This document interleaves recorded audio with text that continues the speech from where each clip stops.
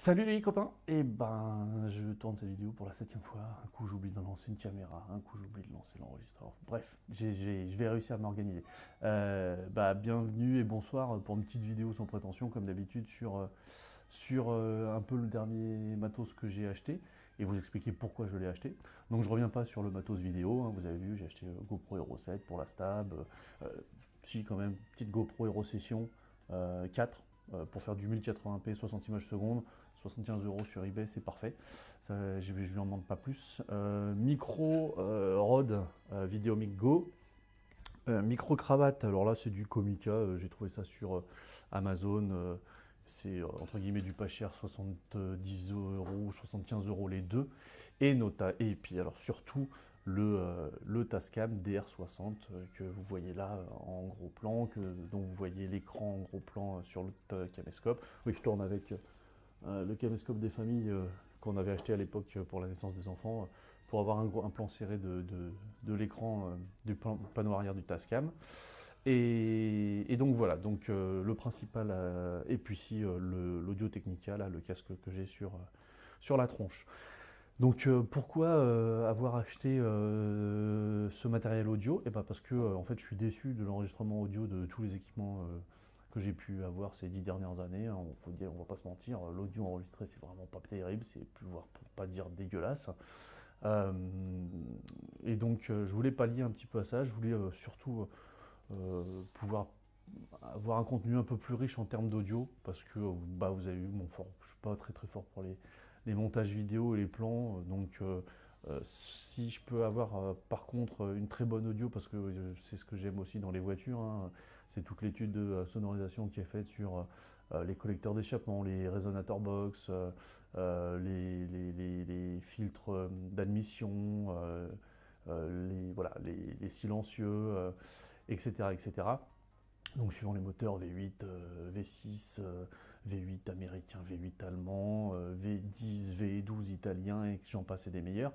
Bref, j'estime que tout ça mérite une meilleure prise de son, mériterait une meilleure prise de son en tout cas dans le contenu que où je vais pouvoir proposer.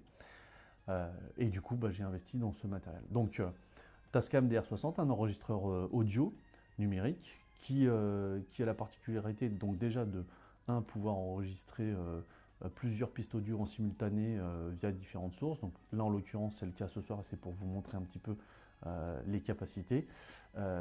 Donc il y a deux entrées XLR, le canal 1 qui correspond au canal gauche, le canal 2 qui correspond au canal droit et une entrée jack 3.5 qui correspond au canal 3.4. Là en l'occurrence j'ai deux micros Comica qui sont branchés sur chacun des canaux qui correspondent pour vous là en audio stéréo au gauche-droite, mais qui pourraient être des entrées canal, enfin des enregistrements en mono stéréo, et puis le stéréo canal 3.4. Donc là je suis en train d'enregistrer effectivement en simultané deux pistes stéréo.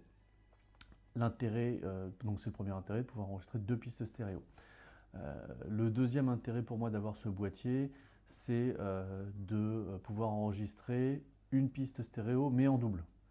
Alors, avec une piste de sécurité, c'est-à-dire qu'il enregistre une piste en stéréo avec les réglages qu'on lui donne, et on peut régler une sécurité allant de 0 dB à moins 12 dB d'atténuation.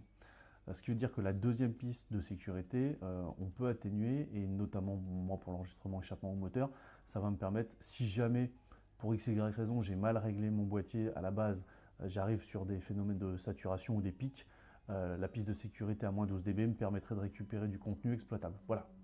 Donc principal intérêt.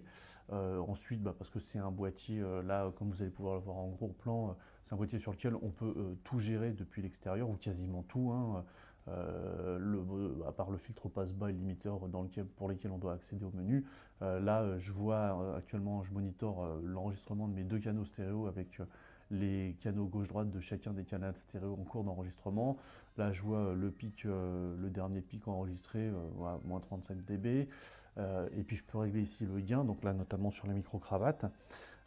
Si je réduis par exemple le canal 1 qui est le canal gauche, vous devriez m'entendre plus sur la droite de vos écouteurs si vous utilisez un casque ou éventuellement de votre télé. Et puis voilà, idem pour le 2, et puis on peut régler le gain global sur le canal 3-4. Donc c'était ça qui était assez intéressant pour moi d'avoir pour pouvoir voilà, piloter l'enregistrement de l'audio. Et donc, l'objectif aussi, c'est de vous montrer que le gain. Donc actuellement, j'enregistre le son avec la GoPro 7 et là vous allez pouvoir avoir quelques secondes d'écoute avec le micro intégré. Et puis j'enregistre en même temps avec le son de la GoPro Session. Et donc de la même façon, quelques secondes d'enregistrement pour vous rendre compte du son de la Hero Session. Je vais l'orienter comme ça vers moi et comme ça le micro, hop. Et puis j'ai le Sony, alors c'est un CX200E je crois, enfin bon, bref, c'est un truc, il a quand même quelques années, mais il est en train d'enregistrer de l'audio. Et donc là, on aura aussi quelques secondes d'enregistrement en test. On a le micro, le Rode VideoMic Go, qui enregistre depuis le début de la session et sur lequel là je vais basculer pour vous donner quelques secondes d'écoute. Alors peut-être qu'il n'est pas parfaitement réglé, mais ça vous donne voilà, un ordre d'idée. Et les deux micro-cravates avec lesquels vous m'écoutez depuis le début et sur lesquels maintenant je vais revenir pour vous donner pour la fin de cette vidéo.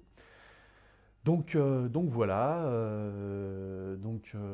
hop, un petit gros plan pour vous montrer l'entrée 1 XLR, l'entrée 2 XLR en dessous, l'entrée 3-4 à côté. Ah si, j'en ai pas parlé et je vous ferai d'autres vidéos pour vous expliquer un peu le principe, c'est que l'intérêt donc de ce boîtier aussi, c'est d'être capable de mixer le son voilà, à travers différentes entrées comme ça, et de pouvoir le ressortir pour le reconnecter, pour le faire rentrer directement, pour l'envoyer directement dans la caméra ou l'appareil photo qui vous permet d'enregistrer une vidéo. Donc ça voilà, c'est intéressant, ça permet de mixer plusieurs sources sonores et d'envoyer le flux en sortie directement dans la caméra qui s'occupera d'enregistrer la vidéo.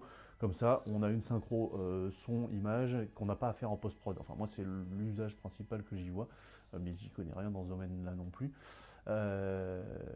Voilà, et puis dernière chose avant de conclure, parce que ça fait déjà 7 minutes, donc je vais essayer de faire succinct. C'est pourquoi j'ai un casque sur les oreilles, parce qu'en fait en plus il y a une sortie monitor, il y a une sortie casque qui me permet d'écouter en temps réel et de contrôler le niveau sonore. Donc là actuellement j'écoute un mix des canaux stéréo 1, 2 plus 3, 4, mais hop, vous allez le voir sur le gros plan. Toc, monitor select. Donc là vous voyez, je peux sélectionner. Donc là actuellement je n'entends que ce qui se passe dans les micro-cravates. Hop. Là j'entends uniquement ce qui se passe dans le Rode. Et puis si je reviens sur la caméra in, donc là j'entends rien puisqu'il n'y a pas de signal qui va vers la caméra en provenance d'une caméra plutôt.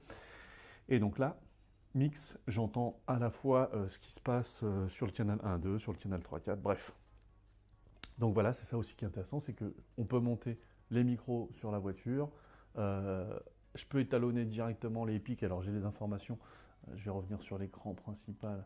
Donc là on voit effectivement les niveaux d'enregistrement des canaux gauche-droite, on voit les pics qui clignotent en rouge ici, qui s'allument en rouge si je les dépasse, mais ça permet effectivement de bien se rendre compte, de faire des essais voilà, sur le terrain, à côté d'une admission d'air, d'un turbo, si j'ai X silencieux et que je mets plusieurs sources d'enregistrement, comment je peux adapter pour avoir un son harmonieux. Bref, ça me permet d'écouter directement en temps réel et pas avoir d'enregistrer, d'analyser, et voilà, etc., etc. Voilà, et écoutez, un petit peu moins de 10 minutes, ouais. Et j'ai plus qu'à vous dire bonne soirée et puis à bientôt pour de petites vidéos plus courtes de prise de son en situation et pour vous rendre compte de tout ça. Ciao!